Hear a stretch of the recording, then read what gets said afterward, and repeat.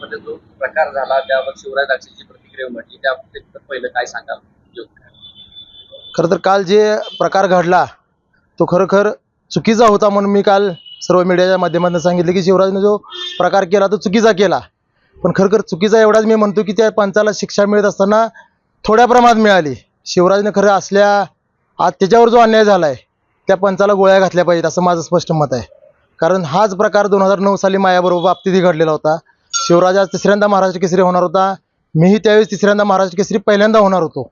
आणि पंचांच्या चुकीच्या निर्णयामुळं आणि 6 मिनिटाची कुस्ती जवळ 1.5 तास चालवल्यामुळं मी जो अन्याय सहन केला तोच आज अन्याय शिवराज सहन करतोय. कुस्ती झालेली होती का नव्हती हे संपूर्ण महाराष्ट्रानं बघितलंय.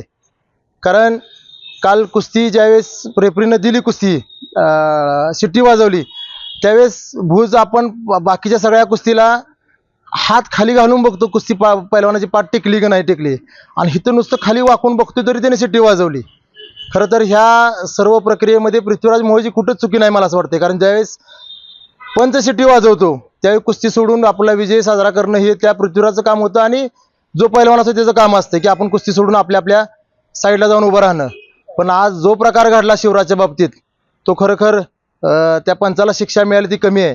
कारण कुस्तीगीर परिषद असेल किंवा कुस्तीगीर संघ असेल पृथ्वीराज मोहोळ असेल ह्यांच्या बाबतीत माझी कुठलीही तक्रार नाही किंवा साईड पंचांवरही कुठला आक्षेप नाही. तो जो शिट्टी वाजवणारा पंच होता त्याला दिसत होतं डोळ्याला की पाठ टेकलेली नाही. परत संपूर्ण महाराष्ट्रातले जे प्रेक्षक टीव्हीवर बघत होते त्या न समजणाऱ्या कुस्ती ज्या व्यक्तीला समजत नाही त्यालाही कळालं की कुस्ती झालेली नाही पण तरीसुद्धा पंचांनी निर्णय दिला. पण आज ह्या कुस्ती महाराष्ट्र केसरीमध्ये पृथ्वीराज मोहोळ हा महाराष्ट्र केसरी झाला हे सत्य आहे आणि सगळ्यांनी मान्य केलं पाहिजे. कारण परत कुस्ती होईल, परत स्पर्धा होतील आणि परत महाराष्ट्र केसरी निवड होईल असं होणार नाही. कारण पृथ्वीराज मोहोळ हा महाराष्ट्र केसरी झालेला आहे. कारण ह्या एवढ्या कमी वयामध्ये त्यानं आज महाराष्ट्र केसरीच्या फायनलपर्यंत जाणं सुद्धा खूप मोठी गोष्ट आहे आणि आज तो महाराष्ट्र केसरी झाला आहे. त्यामुळे तो महाराष्ट्र केसरी झाला आहे त्याचं कालही मी अभिनंदन केले आणि आज सोशल मीडियाच्या माध्यमातून सुद्धा त्याचं अभिनंदन केले. पण शिवराजच्या बाबतीत जो प्रकार घडला तो 100% चुकीचा आहे आणि ही 100% चुकी कुस्तीगीर संघाची नाही, कुस्तीगीर किंवा कुठल्या एका व्यक्तीची नाही. तो जो शिट्टी वाजवणारा पंच होता त्या एकट्या पंचाची चुकी आहे आणि ह्या पंचाला खरखर शिवराज राक्षेनं स्वतः गोळ्या घातल्या पाहिजे असं माझं स्पष्ट मत आहे.